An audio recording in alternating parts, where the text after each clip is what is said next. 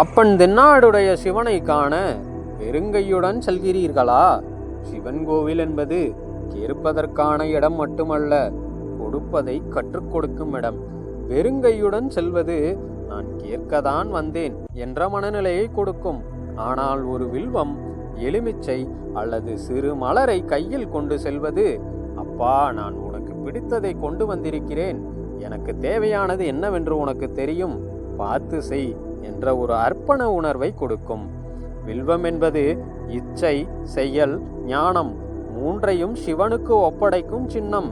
எலுமிச்சை என்பது எதிர்மறை சக்திகளை அகற்றும்.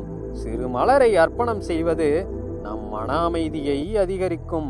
கடவுளின் கையில் கொடுத்தவன் நிறைந்த கையுடன் திரும்புவான் என்ற ஒரு பழமொழி கூட உள்ளது. அடுத்த முறை சிவன் கோவிலுக்கு செல்லும் பொழுது வெறுங்கையுடன் செல்லாதீர்கள், ஒரு சிறிய அர்ப்பணத்துடன் செல்லுங்கள்.